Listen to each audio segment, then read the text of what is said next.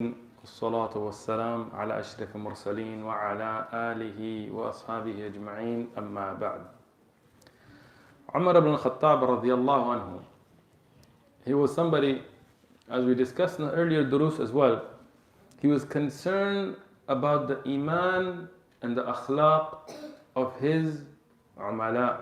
Yani, ummal are those people that he put as responsible, his umara. So he wrote letters to them. And I will mention some things from his letter just to have an understanding of what was his priorities. Yani maybe Allah subhanahu wa ta'ala will make one of us in charge of an area someday.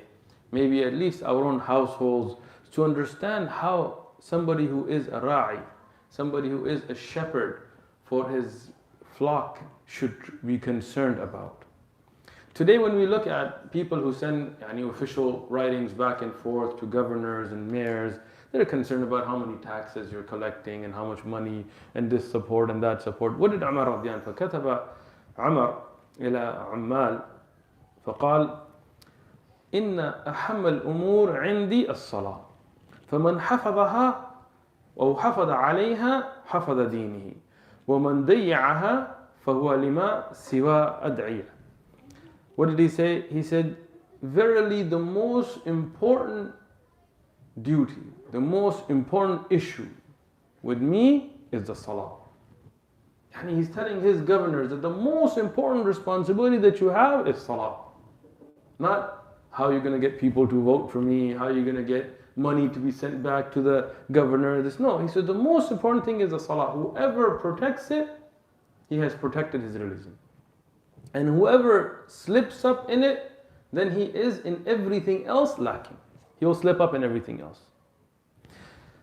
Umar ibn Khattab radiallahu anhu, not only did he write to his governors, he checked on them.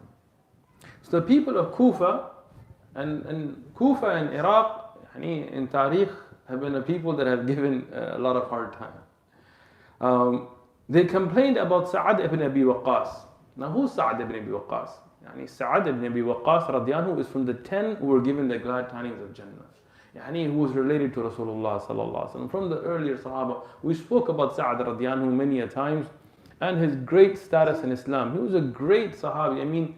Just think, he's from those people that in one hadith Rasulullah sallallahu alaihi wasallam gave 10 people the glad tidings, and he's one of those 10.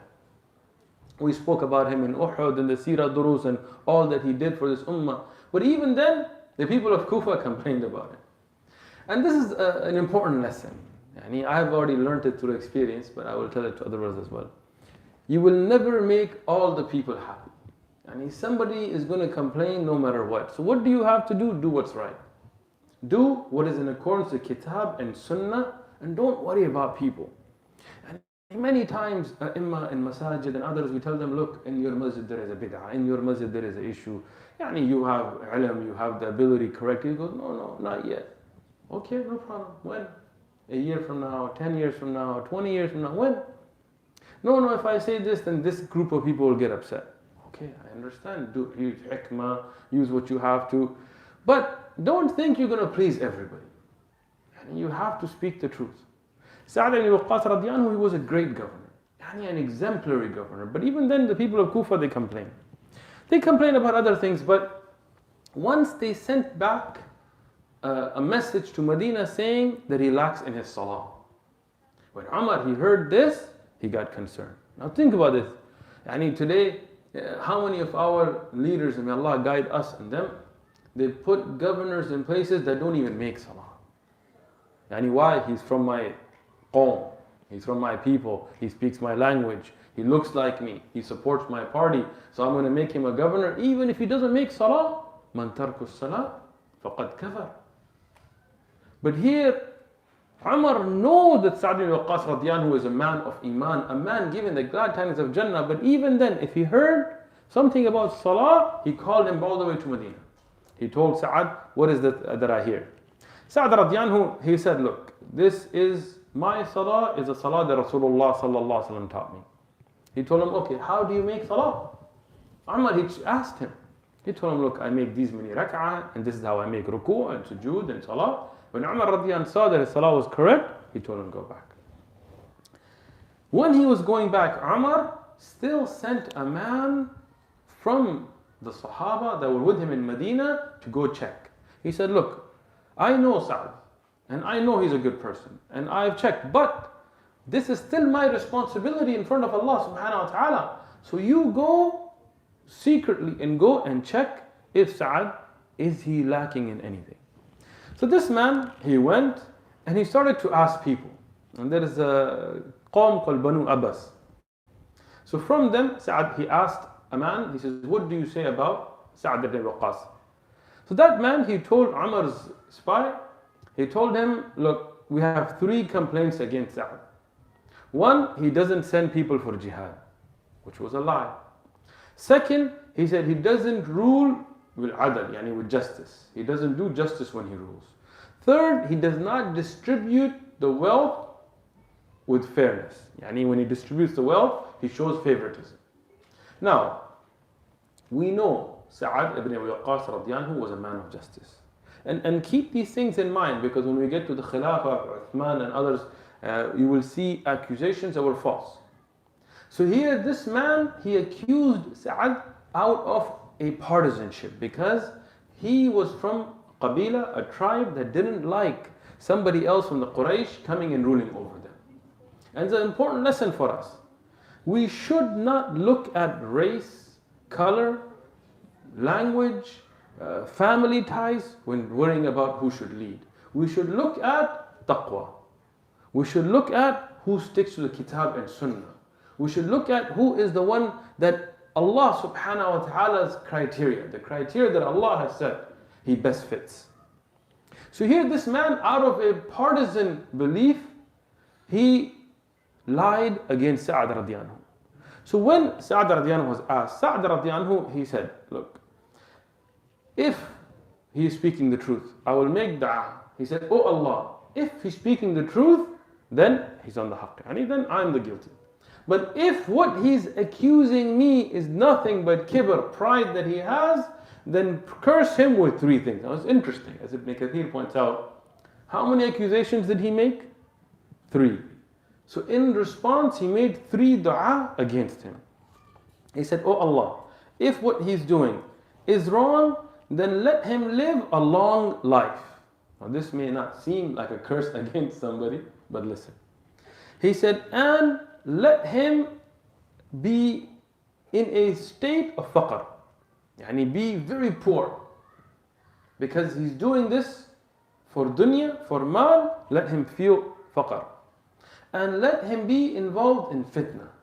What is fitna? We will explain. So the Rawi of this hadith, he says, he was a young boy when this happened. He said, I saw that same man live a long life until he was so old that the eyebrows, or what's above the eyes, the skin, it became so droopy that it would cover his eyes. He was so old that this skin would cover the eyes from both eyes, so if he wanted to see somebody, he would have to lift it up. And he said, I saw him so broke with faqr that he would lick pieces of rice off the ground, pieces of food off the ground, and it would be stuck to his face. And even in that old age, with being broke, having horrible health, even at that time, he was out there trying to make indecent gestures and comments upon young women. And that is fitna. It's a very important lesson for us. Look, first thing, I, before all of you, am filled with sins. Look, I'm not standing here as an example. But make some rules. I have made rules for myself. You guys should all make rules for yourself. That look, no matter what, there is a line of dhulm I'm not going to pass. I'm not going to lie. I'm not going to lie against a Muslim. I'm not going to accuse somebody. I'm not going to do these things, because some things bring the wrath of Allah subhanahu wa ta'ala in a way that we can't handle it. And know yourself and your age. And I need to know myself and my age. And certain things were maybe acceptable when I was 5 or 6 years old, or maybe when I was 13 and 12 years old. But when I am a grown man, it's not acceptable for me to act certain ways. This man was, maybe 90, 100 years old. He's still doing things that a young man should be ashamed of doing. And this is fitna. And this is a disgrace.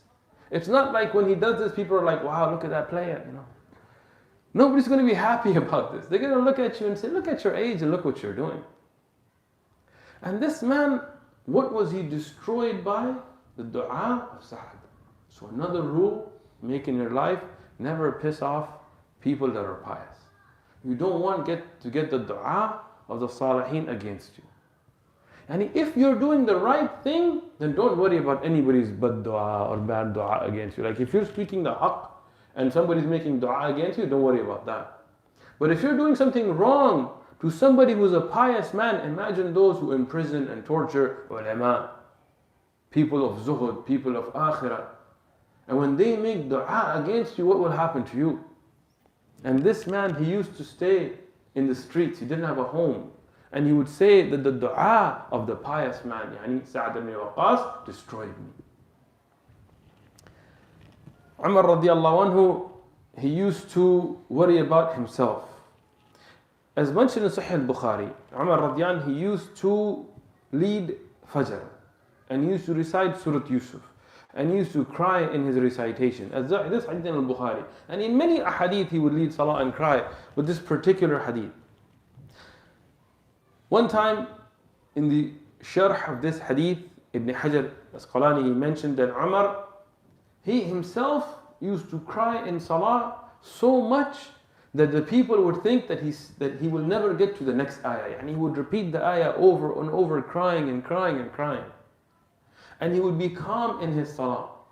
And if he saw somebody else fidgeting in Salah, he would get upset.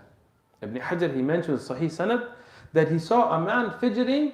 He told the people that if his heart was tranquil, if he had khushu' fi qalbihi, in his heart, then his ajza, then his body parts would have followed.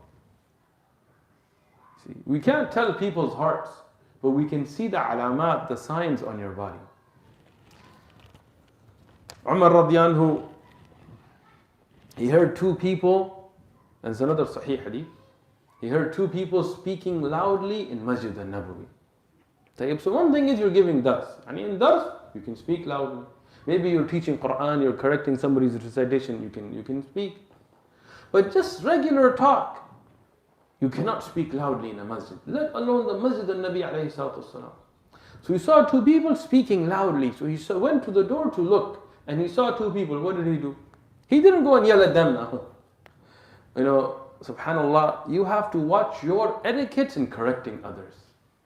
One time I was in a masjid in the Bay Area, and there was somebody who claimed that he was close to Allah. And he would sit in the masjid and he would say, Allah, Allah. Just that was it. He would just scream. Khalas, it's between him and Allah. He went to the bathroom in Hayward. He went to the bathroom. Inside the bathroom stall, Allah, Allah. Right? Subhanallah. This is a place for dhikr? No. Tell you, the brother that was next to him, he told him, don't say the name of Allah. But he's also in the toilet.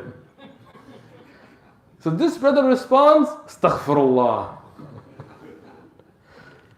So when somebody does something wrong, don't do wrong to respond to a wrong.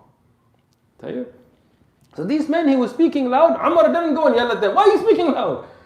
Instead, Umar, he took a small pebble. At that time, they used to have pebbles on the floor. And he threw the pebble at another Sahabi who was closer. And then he made an ishara, telling him to go call them. When he told them that Amir al-Mu'mineen, Umar, wants to talk to you, they became pale. They became pale. Umar, he asked them, Assalamu alaikum, wa alaikum assalam, wa rahmatullah. He said, where are you from? They said, we're from Ta'if. He said, okay. He said, if you were from Ahlul Balad, and if you were from the people of Medina, I would have given you such a punishment that you would have remembered it. But because you are travelers, and maybe you didn't have the ilm, you didn't know, let me teach you. Don't raise your voice in the masjid of Nabi alayhi salatu wasalam. And he taught them a lesson that should be a lesson for us. Umar radiallahu anhu, he used to have a strict obedience to the sunnah. Pay attention to these ahadith, they're a lesson for us. Atika bint Zayd, radiallahu anha. She was one of the wives of Umar radiallahu anha. And she liked to go to the masjid for salah. And some of the sisters, mashallah, they like to pray in the masjid. Even though we know, for durus and halaqat and khutub, for Jum'ah and Eid, women should go to the masjid. For regular salawat, they can go, but their salah at home is better. So if there is a khutbah, if there is a dars, if there is a halaqah of ilm, if there is Eid salah, they should go to the masjid, it's better. If there is nothing, then in that case, the house is better for their salah, even though you cannot stop them from going to the masjid. Atika, she liked to go for every salah. 5 salawat she liked to go to the masjid.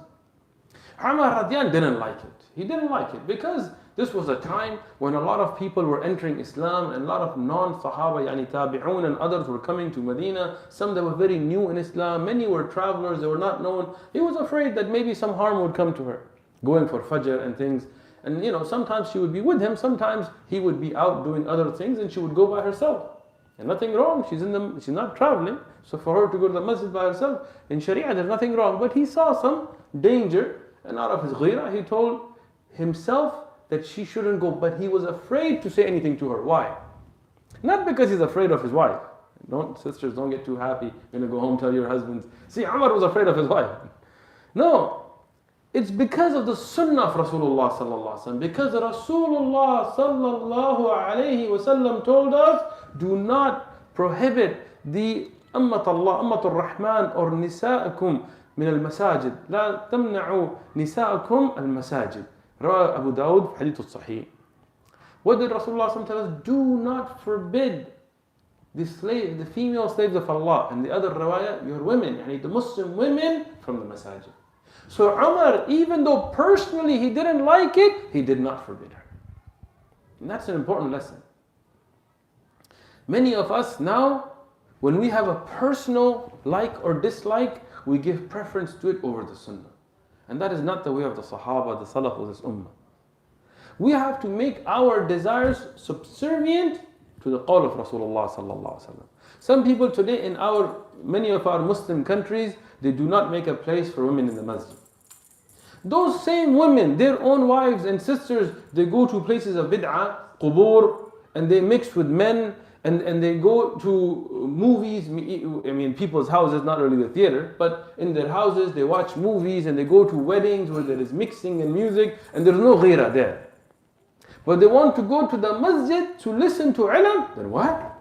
Women in the masjid? No! Why no?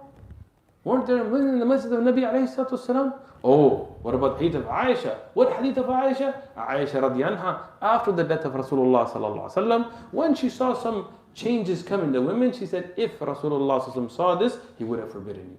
Tayyib. 3 things about this hadith. First thing, what is rajih? The qawl of Nabi alayhi salatu wasalam or the qawl of any sahabi? The qawl of Nabi alayhi salatu wasalam.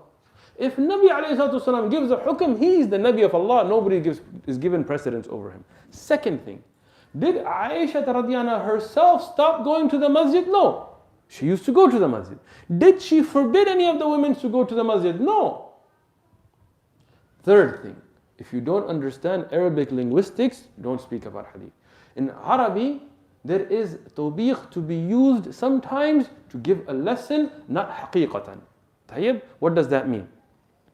Somebody may see a young person doing something and out of trying to teach them a lesson, they say, oh, I wish you were never born. They don't really wish they were never born. It is a way to make a strong statement so they can get their attention. And this you can find, if you study balagha in Arabic, you will find this a lot. So here Aisha radiyallahu anha is giving a warning to the women that, look, take care of your hijab, take care of your not wearing atar and things like this. She is not actually forbidding the women. The son of Abdullah ibn Umar, who was not a Sahabi, when he forbid just his own women, his father stopped speaking to him till his death. He said, how can you do something that Rasulullah sallallahu alaihi wasallam didn't allow?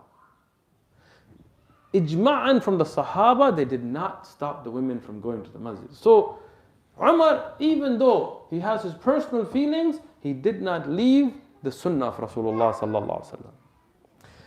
Now, I want to make another point on the other extreme. One is people who don't even make a place for women or don't let their women go to the masjid and learn and keep their women ignorant. They will be held accountable on the Day of Judgment.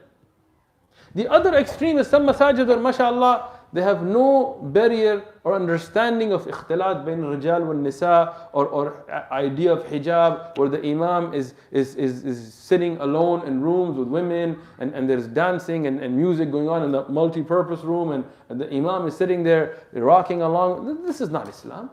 You know it, I know it, and they know it. And keep things with insaf, keep things with justice, keep things in the middle where Rasulullah sallallahu alaihi wasallam sent it. Don't go to this extreme, don't go to that extreme. Be on the sunnah, don't be an extremist. Ribat, we're against extremism. We are people of the middle path. Umar radiallahu, he was Umar though. So what did he do? He didn't forbid her, but he did want her to understand that there is a danger. So what he did, he dressed up in a different outfit. Yani not in his regular clothes, he covered himself up and he hid on the side of a road. And as she was going to the masjid in the dark Salah, he jumped out at her and he grabbed her. So she, not knowing this is Umar, she ran. And at that time they didn't have street lights and things. Then he went for Salah. He didn't say anything to her. He went home. He told her what happened. Did you go for Salah? She said no. He said why? She said times have changed. Umar radiallahu anhu was a man who loved to see khair. And we spoke about this earlier, but I will mention it again. Umar radiallahu saw that during the lifetime of Rasulullah sallallahu alayhi wasallam, the Sahaba gathered behind Rasulullah sallallahu alayhi wasallam and made Qiyamul Layl in Ramadan, what we call today as Taraweeh. Even though Rasulullah sallallahu alayhi wasallam didn't come out one of the nights to let the people know that this is not fard, but he saw this to be the sunnah, that there is one imam and the people pray behind him. And in his time, and in the time of Abu Bakr radiallahu anhu, the people still came and made salah in jama'ah, but because there was not one central jama'ah, people started praying by themselves.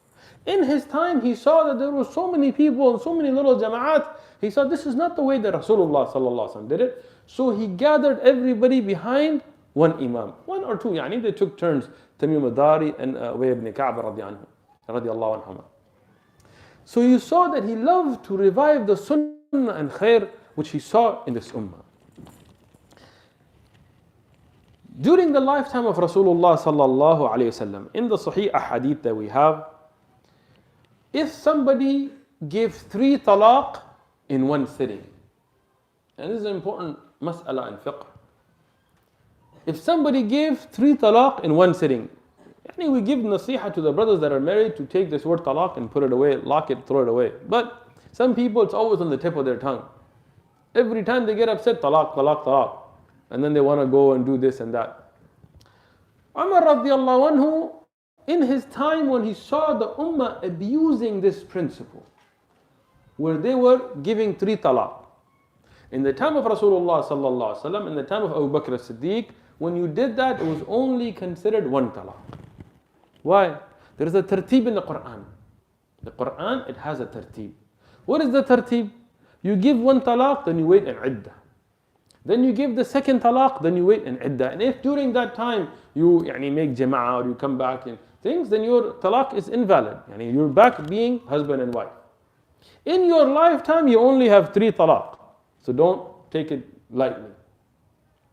But if somebody gave 3 talaq in one sitting, it would be considered 1 talaq. And then they will wait an iddah for the 2nd talaq, and then after that, then another iddah for the 3rd talaq, and then after the 3rd talaq is given, she's done. Even though she waits another iddah, she is no longer your wife. You cannot get back together unless she marries somebody, a real marriage. Not halala. There is no such thing as halala. This is zina. This is dhulm. A hadith from Rasulullah sallallahu alaihi wasallam forbid it. In our countries now, may Allah forgive us and guide us. Ulama, so-called, muftis, they're out there doing these things, giving fatwa for these things. Ittaqillah. You can't do temporary marriages. Sorry, Rafida, whoever. We don't have this in Islam. So only way then would be is a real marriage. And if that marriage fell apart for some reason, then you could get married again. So 3 talaq is a very serious issue. Don't play with it. In the time of Rasulullah sallallahu alaihi wasallam and Abu Bakr radiyan, if somebody made this mistake, it was considered a sin. Because against the tartib of the Quran, but it was only taken as one talaq. In the time of Umar, he saw this being abused, where people would say it all the time. So as the Khalifa with his ijtihad, he gathered some of the knowledgeable of the Sahaba and he says, what do you think that we make a rule that we consider this to be 3 talaq, if it's in one sitting, to teach the people a lesson not to play with this. And from his ijtihad, he gave this hukm. And there are ahadith that later on in his life, he even said, I wish I had not, because I was trying to teach a lesson not to bring a hukm from this. Khair, he did this and he laid down a rule. He said, whoever does 3 talaq, they're considered talaq, and whoever tries to do halala, yani if they marry just with the intention for the wife to go back to the husband, Umar radiyan said, this is zina. If the other person is married as well, they will both be stoned to death. And today those ulama engaging in this, look at the Sahih Hadith of Umar. He said this is zina, they should be rajam.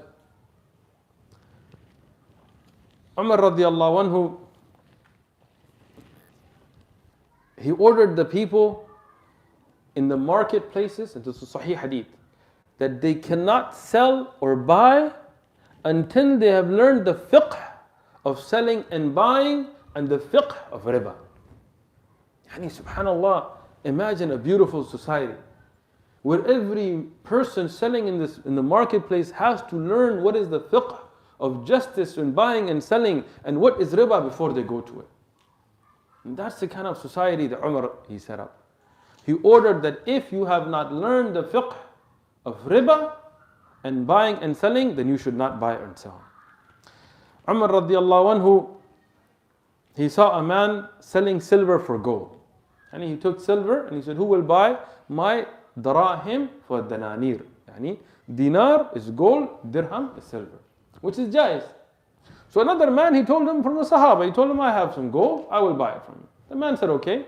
This tabi'i, he told him, how much? Yani, are we going to exchange? What is the rate? They agreed to a rate and that's fine. But he told him, give me your gold now, and my silver, my servant has taken it, and when he brings it, I'll give it to you. Umar radiyan told him no. He says no. The trade has to be hand to hand. Yani, if you agree and they give you the gold, and then by the time you bring the silver, something happens, you lose some of them, or you're not able to pay, then you will have problems. So shari'i bi' is hand to hand. Tayyib, I will make a point here. Some people have taken this to a far where they say you can't buy something online. That's not really the point. Online purchases are, when you see something, you agree to the price, you send the money, they send you, that's not the issue. But if I come to you and I tell you, I'm going to buy, I want to exchange my car for your car, and we agree, and now we agree to a straight change, and then you say, I'll give you the car a month later. No. Why? Because now there is the problems that can come from it. But if me and you agree to a price that I tell you, look, I'm going to give you this much money to buy a particular product for me and bring it back, as we do in online purchases, nothing wrong with that. Like the Sahaba used to give money for the people that would go to Sham or Yemen to bring back products for them, that's perfectly fine. Umar radiallahu anhu, he was somebody who saw the people and saw their needs and enforced it. When he saw some of the Sahaba sitting and not working in the masjid, he kicked them out. He told them, go. He said, go. Though he said that we have people out, other people who are even the Ahlul Dhimma and others that are out doing businesses for us, we are just going to sit here in the masjid. He told them no. He said, if this happens, they will learn the skills and trade, and then you and your children will be in need of them. Subhanallah, look at our ummah and look at the advice. Today, even the best of our countries, best thing they can do is buy weaponry from a kafir. And what happened to us? Why don't we develop our own technology? Why don't we develop cell phones? Why don't we develop technology? Why don't we be at the forefront? Don't just say we got money, we can just buy it. Because someday that money or that other natural resource, not mentioning names, will run out, and then what will you do? All of us as a ummah should have our own skills, and Umar radiyan, he saw this and he enforced this upon his people. Umar radiallahu anhu, he gave to the poor a lot. But he made a rule that if anybody begs without the need to do so, they would be hit. They would be hit, there would be a punishment for it. Why? Because if somebody is in need, then Umar was the most generous. But if you're not in need and you're begging, then we know that the ahadith of Rasulullah sallallahu alaihi wasallam, they forbid this. Yad al-ula khayru min yad al-sufla. Yani the one, this is muttafaqun alayh, the hand that is above, the one who gives is better than the one that takes. And other ahadith where Rasulullah sallallahu alaihi wasallam, he said about the one, man sa'ala an-nas amwalahum takthur, yani the who asked the people for their wealth just to increase his wealth, فَإِنَّمَا يَسْأَلَ جَمَرٍ, then he's asking for a coal, a burning coal. And if somebody begs just to increase their wealth, they're not really in need, they're asking for a burning coal, a little or a lot. Other ahadith, they mention that the person, they will come on the Yawm al-Qiyamah, on the Day of Judgment, Sahih ahadith, and they will have no flesh on their face. Other ahadith mention that they were taking the nar of Jahannam, putting it in their stomach. So you should never beg, never ask. Unless you're desperate in need where you have no other way, always turn to Allah. And this is a disease in our ummah. Now some countries you go, every time you leave the masjid, there's like 30 people or 10 people or 3 people. Some of them have wads of cash, but they're still begging.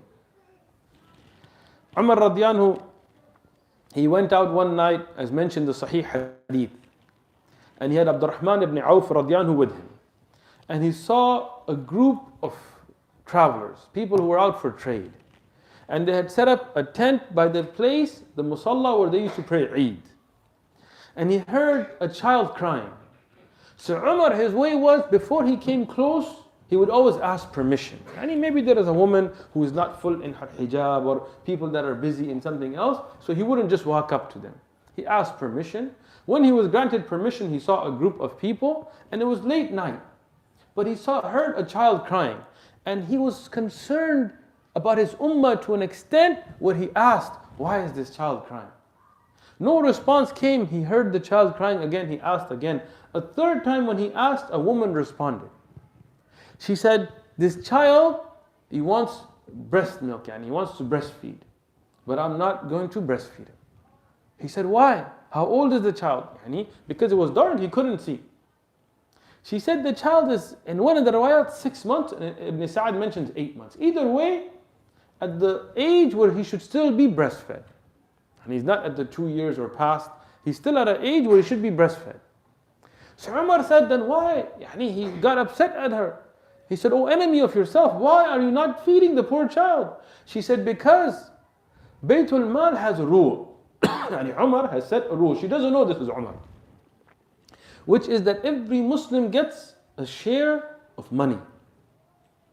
And how do you count the people? Whoever is past breastfeeding. This was just a rule to understand who should deserve money. So she said, if he's breastfeeding, then Umar will not give us. So I'm weaning him just so I can get this wealth. We are in need. Umar, he started to cry. He told her, feed him. And when you go tomorrow to Baytul Mal, I will be there to make sure you get what you need. She breastfed the child. Umar, he went, and the next day in Fajr, he started to cry. Leading Salah, he cried and cried and cried. Why? He was afraid that by his rule, unintentionally, maybe he had hurt a child and made him cry. Subhanallah, look at the taqwa of Umar. Look at the concern of Umar. He's worried about a child crying in his ummah. And look at our leadership today. Look, what would we do? Look at the hisab he would take of himself. If this is not the people of Jannah, then who is? And if these Sahaba are not the people of Jannah, then who is? Umar radiallahu anhu, he had a servant named Aslam. Another hadith, in the Sahih hadith. He went out with Aslam and he saw a fire in a part of Medina where he didn't see it. And it was becoming less. And he went to the people and he didn't tell them, Ya Ahlul Nar. Because Ahlul Nar, the people, the kuffar. But he said, Ya Ahlul Diya, O people of the light, can I come close? They said, if you have some khair, come close. If not, stay far. So he said, if there is some need, I will come. So he came closer.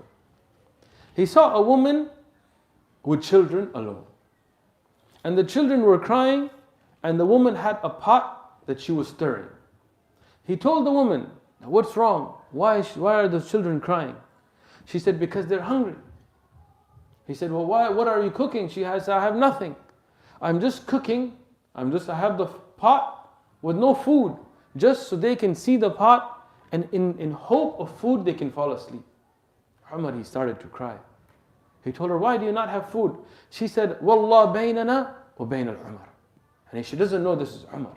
She said, Allah will be between us and Umar. He said, Quli khayran. And he say what is good. What did Umar do to you? She said, he is our Khalifa. And he is responsible for us. He said, how would Umar know your condition? She said, if he doesn't know our condition, then why is he our leader? And subhanAllah, look at our, and I wish that some king, some president, some prime minister, some leader would give me enough time just so I could read this hadith to them. And I'm afraid, and I ask Allah not to put me in their situation, because I know myself to be weak. But look at how Umar took that responsibility. Umar, he told her wait. He went himself to Baytul Mal with Aslam. And he took some flour, some food, and he put it on his back. Aslam, his servant, he told him, Amir al-Mu'minin, I will carry it. He told him, will you carry my deeds on the day of judgment? Will you carry my sins? Will you carry my hisab on the day of judgment? He says, no, I have to do this myself. Imagine the Malik, the king, the Amir al-Mu'mineen, the leader, and he is carrying this food on his own back for a woman that was so broke, so poor. And he came and he kindled the fire himself. And the fire was dying, so he kindled it himself. And Aslam said that he didn't let me do anything. He said, I was sitting and watching, and the smoke was going in his beard and his eyes. And he was blowing on the fire, and he lit the fire. And he cooked the food himself. He didn't just tell her, here. He cooked the food himself. And then when the food was cooked, and she made dua for him, she said, let me have it. He said, no, let me cool it down for them. He sat there and he cooled the food down, and he fed the children. And then he stepped back. And he saw them eat. Aslam, he told him, Amir al-Mu'mineen, khalas, you've done what you needed to. Now you have haqq. And you have your own haqq. Go home, sleep, it's late. He said, he didn't respond. Quiet. Sat, as Aslam mentioned, the way you sit in tashahhud. He sat like this and watched them. Until the children ate and they started to play. And Umar started to cry. He said, I saw them crying out of hunger. Now I want to see them satisfied and fed. And then Umar, he told the woman that come tomorrow and you will find what you need with Baytul Mal. The woman said that Anta awla min Umar. Yani you are better than Umar to be Amir al-Mu'mineen. Yani she said she didn't know it was Umar this whole time. She said, you are better than Umar to be the leader. Umar said, Quli khair. Yani say what is good. Say, like he told her earlier, say what is good. And he said, when you come to find Amir al-Mu'mineen tomorrow, you will find me there. Umar radiallahu anhu, another hadith, he went and he saw a tent at night. And he heard the sound of pain or somebody in need coming from it. He went close to it, and as his sunnah, as his way, he told him, he asked permission, can I come close? Do you have any need? The man outside said, Yani yarhamakallah, may Allah have mercy on you, go about your business. What do you have to do with us? Umar, he didn't get offended. He told him, maybe there is some khair I can help you with. The man said, I am here to see Amir al-Mu'mineen. And I'm here just with my wife. There's nobody else with it, just me and my wife. And she has gone into labor. And I have nobody to help me. Umar radiyan told him, stay, I'll be right back.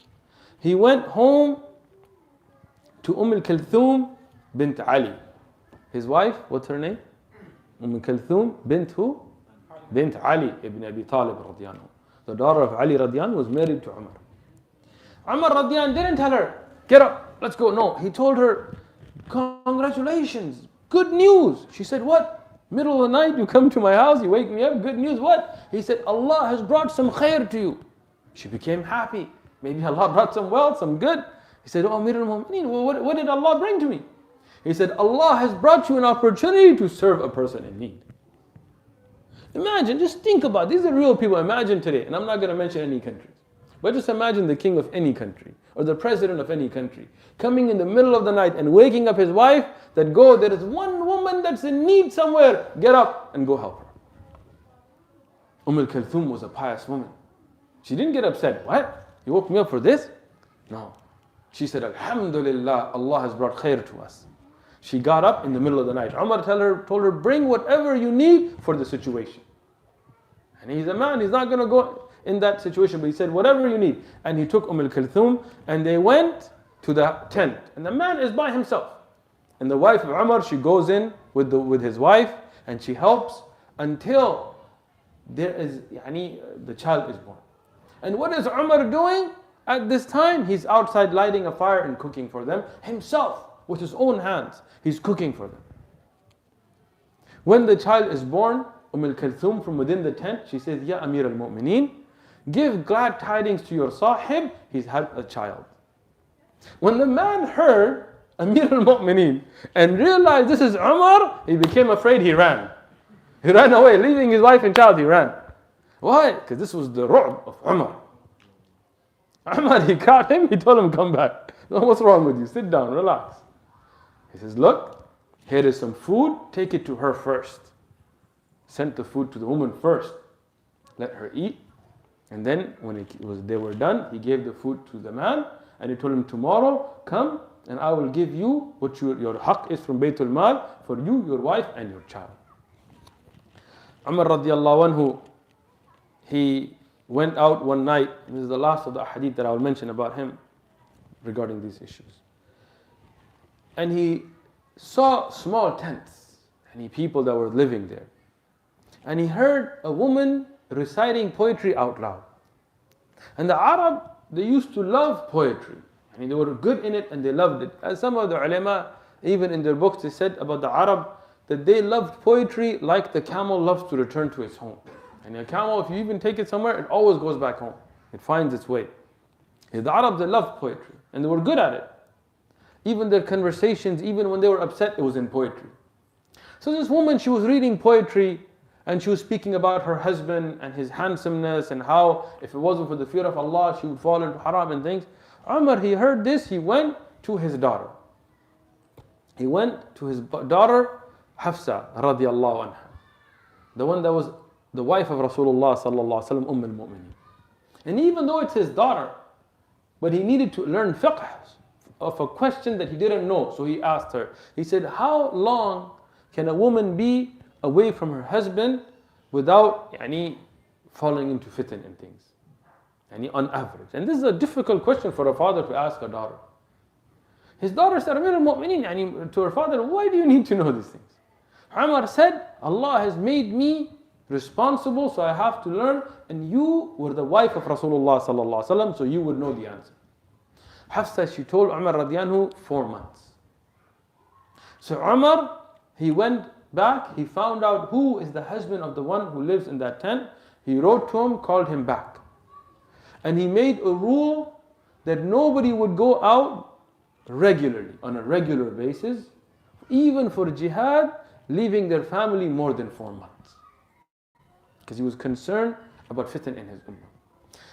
Now, if you look at this mas'ala, regularly you should not leave your wife for more than 4 months. And a wife should not leave her husband and go somewhere more than 4 months. There are special circumstances. I don't want every one of you to now become fuqaha and go to people and give fatwa and things. No.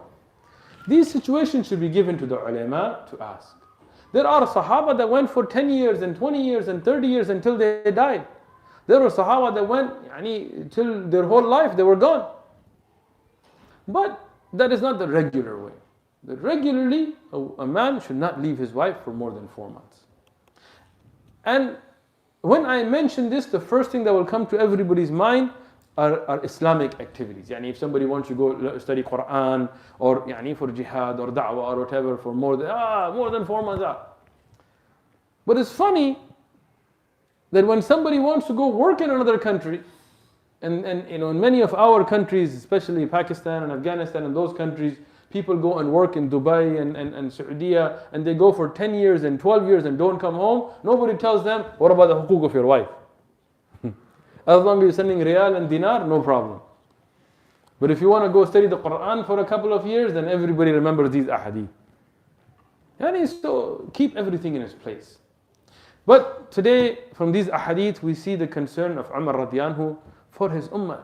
Imagine a Khalifa who has a large ummah at that time. And he is concerned about one crying child, about one woman in need.